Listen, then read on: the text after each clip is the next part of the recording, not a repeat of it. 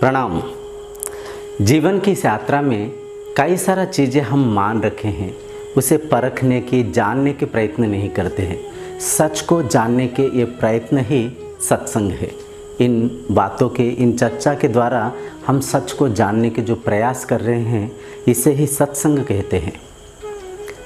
जैसे कि भूत प्रेत कुछ है ही नहीं, आत्मा एक है। आत्मशक्ति जब शरीर को छोड़ देता है, शरीर जड़ वस्तु बन जाता है। लेकिन कई सारा मिथ्या बातों को हम मानकर रात में, अंधेरे में खुद को खुद डराते रहते हैं और सोचते हैं कि सचमुच भूत है, प्रेत है, जबकि कुछ है ही नहीं।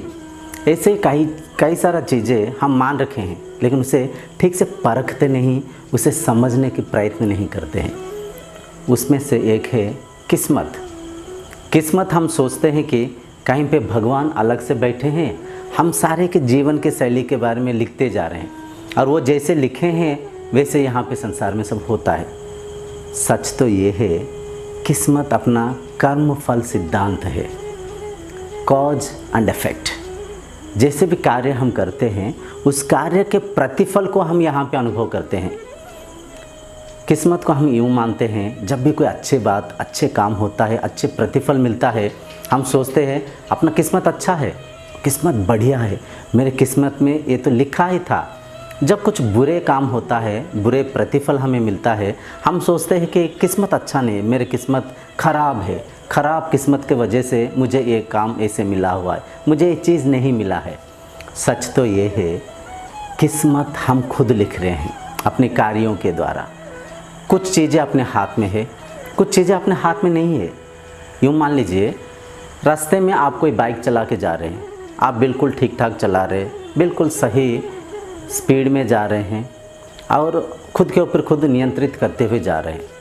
कोई अलग से व्यक्ति उल्टा सीधा दारू वारू पी के चला रहा है, या तो उल्टा सीधा गाड़ी को ठीक से नहीं चलाते हुए ओवर स्पीड में आके आपको ठोकर मार दिया।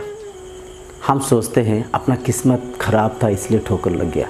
लेकिन सच तो ये है, संसार के जितना भी हम शरीर देखते हैं, सब एक दूसरे के साथ जुड़ा हुआ है, एक दूसरे के ऊपर डिपेंडेड है। तो यहाँ पे समझने के प्रयत्न करिए, जो व्यक्ति गाड़ी स्पीड चला रहा था, गाड़ी ठीक से नहीं चला रहा था, उसका जो बुरे कर्म के प्रभाव उसके ऊपर और उसके साथ साथ उसके जैसे उस रोड पे चलाने वाले अन्य लोगों के ऊपर भी उसका असर पड़ता है। असर कहीं पे कम होता है, कहीं पे ज़्यादा होता है, लेकिन असर हर किसी के ऊपर पड़ता है, क्योंकि हम सब एक दूसरे के साथ जुड़े हुए हैं। तो कोई भी काम आप करते समय इस चीज़ को ध्यान में रखते हुए करिए। अगर आप अच्छे काम कर रहे हैं तो उस अच्छाई के प्रभाव आपके साथ साथ आपके परिवार के ऊपर, आपके गांव के ऊपर, आपके शहर के ऊपर, आपके राज्य और देश के ऊपर पड़ता है। अगर आप कोई बुरा काम करते हैं, उस बुरा काम के असर आपके साथ साथ आपके परिवार, गांव, शहर, राज्य और देश, सारा विश्व के ऊपर भी पड़ता है। वो प्रभाव कहीं पे कम होता है, वो प्रभाव कहीं पे ज़्यादा होता है, लेकिन प्रभाव निश्चय पड़ता है। तो किस्मत अपने कार्यों के जरिया ही हम लिख रहे हैं। तो कुछ चीज़ें अपने हाथ में है, कुछ चीज़ें अपने हाथ में नहीं है। कुछ काम करने के लिए हम प्रयत्न करते हैं, कुछ एग्ज़ाम्स, कुछ इंटरव्यूज़ हम फेस करते हैं, जब नहीं होता है तो हम सोचते हैं अपना किस्मत में नहीं है। सच तो ये है, एग्ज़ाम के प्रिपरेशन अपने हाथ में है, लेकिन एसेसर जो एसेस कर रहा है वहाँ पे इंटरव्यू को, और अपने जैसे कई लोग आ रखे हैं, हर कोई अच्छे तैयारियाँ करके आते हैं, उनमें से कुछ लोग ही चुने जाते हैं, कुछ लोग को मिलता है। तो जो जितना मेहनत करता है, जितना लगाव और निष्ठा के साथ उस कार्य को करता है, उन्हें वो चीज़ की प्राप्ति होता है।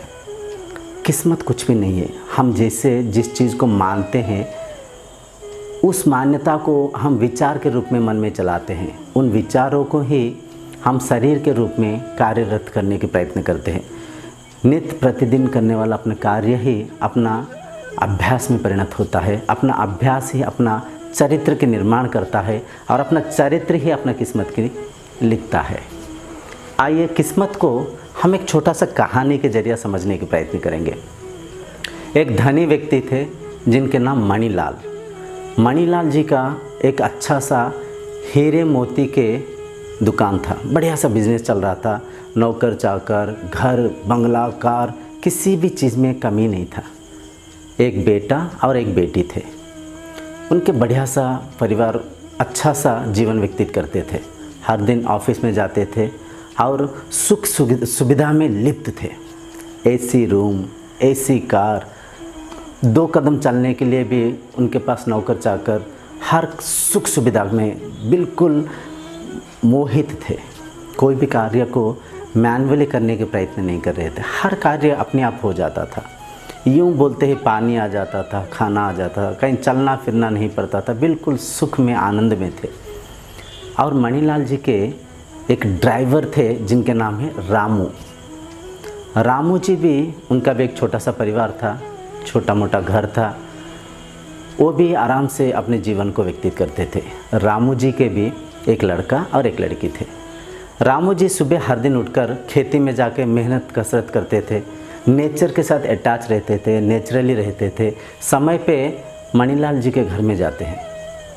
जब भी रामू जी सुबह मणिलाल जी के घर में जाके पहुंचते हैं, वो बड़ा सा बंगला को देखते हैं, एकदम विचलित हो जाते हैं, मायूस हो जाते हैं।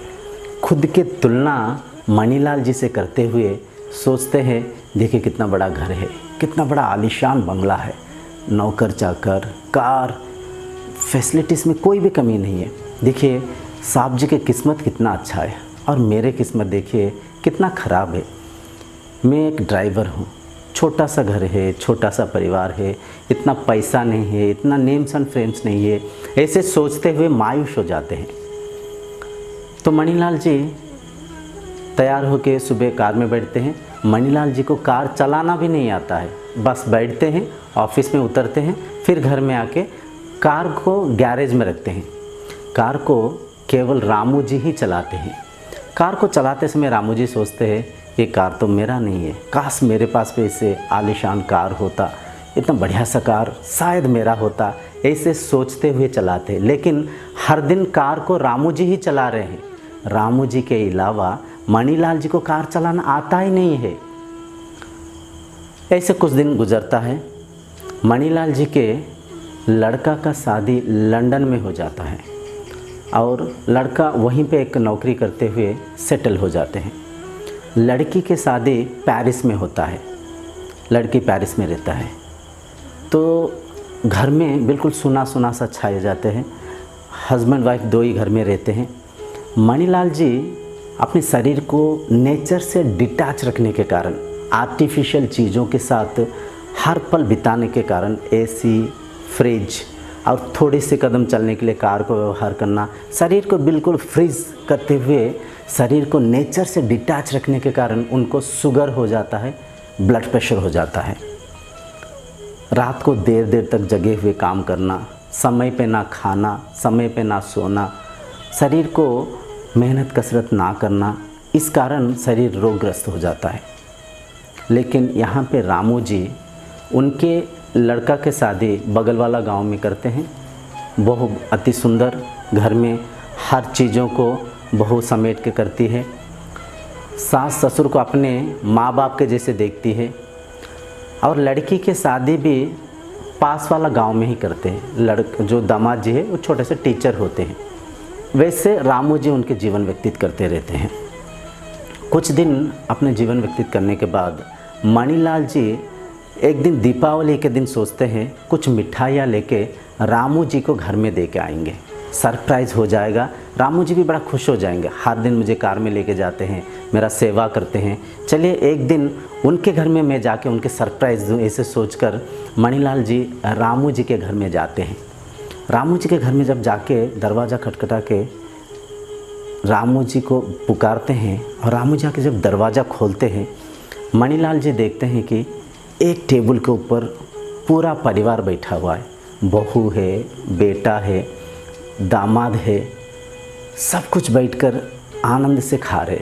कई सारा मिठाइयाँ रखा हुआ है, अच्छे अच्छे पकवान बन रखा है, एक दूसरे के साथ हंसी खुशी में मजाक से बढ़िया सा बिता रहे। ये दृश्य को देखते हुए मणिलाल जी विचलित हो जाते हैं।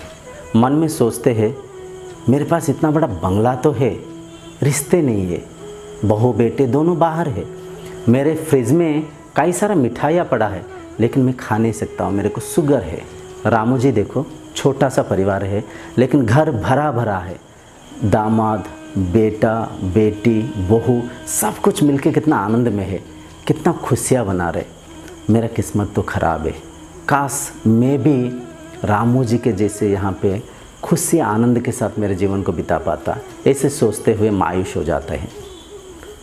तो इस कहानी में सिखलाई क्या है? बड़ा गहरी मैसेज है, ध्यान से देखिए। जो भी शरीर जहाँ पे भी जैसा भी है, उस स्थिति को अगर हम एक्सेप्ट करें, उस आनंद को अगर हम ले पाएँ, हर किसी का किस्मत अच्छा है। किस्मत पल पल परिवर्तन होते जा रहा है। जब कभी भी हम खुद को दूसरों के साथ तुलना करते हैं, जो चीज़ अपने पास नहीं होता है उस चीज़ की कल्पना करते हुए हम सोचते हैं कि अपना किस्मत ख़राब है। लेकिन सच तो ये है, जो चीज़ अपने पास है, जो आनंद अपने पास है, उस चीज़ को हम देख नहीं पाते। इस सत्य को मन में बिठा लीजिए। जीवन की इस यात्रा में कितना नेम्स एंड फ्रेम्स कमाए, कितना घर बंगला इकट्ठा किए, कितना भौतिक चीज़ों को समेटे, वो मायना नहीं रखता है। जीवन की इस यात्रा में हर पल को कितना आनंद के साथ, कितना हर्ष उल्लास के साथ बिताए, वो मायना रखता है। हर कोई खा रहा है, हर कोई पी रहा है, हर कोई कपड़े पहन रहा है, हर कोई रहने के लिए छोटा मोटा घर तो आजकल सभी के पास है ही है। लेकिन जब हम दूसरों के साथ तुलना करते हैं, उस तुलना के साथ हम विचलित हो जाते हैं, किस्मत ख़राब है करके सोच लेते हैं। यहाँ पे देखिए, रामू जी कार चलाते समय अगर ये सोचे इस कार को चलाने के मुझे मौका मिल रहा है, इस कार को तो मैं ही चला रहा हूँ, यूँ सोचते हुए इस कार को चलाएं तो अनजाने में मन में खुशी आनंद भर जाएगा। रामू जी इस चीज़ को अगर देख पाएँ, मेरे पास भी परिवार है, मेरा बहू बेटी के जैसा है, मेरे दामाद बेटा के जैसा है, मैं भी खा रहा हूँ पी रहा हूँ, शरीर आरोग्य है, मन शांति में है, हर दिन मैं भी कुछ ना कुछ कमा ही लेता हूँ, कितना आनंद में हूँ, कितना खुशी में हूँ। इस चीज़ को अगर रामू जी सोच पाए तो इस बात को भी वो पक्का कर लेंगे कि मेरा किस्मत अच्छा है। मणिलाल जी भी कभी चाहे तो ये व्यस्त जीवन को थोड़ा सा स्थिर कर कर बहू बेटों के पास जाके मिल सकते हैं, उन्हें भी बुला सकते हैं और समय पे खा सकते हैं, समय पे सो सकते हैं, उनके जो भी रोग है उसे भी सुधार सकते हैं, उनके जीवन की शैली को परिवर्तन करके किस्मत को सुधार सकते हैं। ये बात सही है। अपने जीवन की निर्माण हम खुद करना चाहिए। जहाँ पे भी कोई असुविधा हमें लगता है, उस असुविधा के सॉल्यूशन भी है, उस असुविधा के रास्ता भी है, उसे हम समझ पाना चाहिए, उससे रेक्टिफाई करने की कोशिश करना चाहिए। इस बात को हम समझ पाएंगे कि किस्मत सबका अच्छा है, हर किसी का किस्मत अपने हाथ में है। कर्मफल सिद्धांत को हम यूँ सोचते हैं कि पिछले जन्म के पाप के फल कुछ इस जन्म में मैं भुगत रहा हूँ, मैं पता नहीं कब कोई कुछ बुरा कर्म किया था, उसके फल अभी मुझे मिल रहा है। ये गलत है। जन्म मृत्यु शरीर को होता है, आत्मा एक है, आत्मा अजर है, आत्मा अमर है। उसी एक आत्मशक्ति को आधार करके ये सारे शरीर परिचालन हो रहा है। तो पिछले जन्म कुछ नहीं है, शरीर मरेगा तो इस जन्म के साथ इस शरीर का अंत है। शरीर में मन है, मन भी इसी जन्म में अंत है। कोई पिछले जन्म का फल यहाँ पे नहीं मिल रहा है। इस जन्म का ही जो कार्य हम करते हैं उसके प्रतिफल को हम यहाँ पे अनुभव उपभोग करते हैं। कुछ लोग बोलते हैं, छोटे से बच्चा मान लीजिए कोई बीमार हो गया, कोई पोलियो हो गया, कोई आंख दिखाई नहीं दे रहा है, कुछ ऐसे काम हो गया, तो वो बच्चा सब कुछ कर्म किया ही नहीं, वो कैसे प्रतिफल को अनुभव कर रहा है। देखिए, ये सारे शरीर एक दूसरे के साथ जुड़ा हुआ है। हम अगर कुछ गलती करें, उस गलती का असर अपने परिवार के ऊपर भी पड़ता है। जैसे कि तो माँ जब प्रेग्नेंट रहता है, समय पे अगर खाना ना खाए, समय पे ना सोए, अगर कोई पौष्टिक आहार को ना खाए, माँ के कोई शरीर के बनावटी में कोई क्षमता में कमी हो, तो ये सारे चीज़ें बच्चे के ऊपर भी असर पड़ता है। तो उस कारण बच्चे में कुछ कमियाँ आता है। बच्चा का कोई पिछले जन्म के कर्म के कोई सिद्धांत नहीं है। जन्म यहीं पे, मरण यहीं पे, शरीर मर रहा है, शरीर जन्म ले रहा है। आत्मा अजर है, आत्मा अमर है।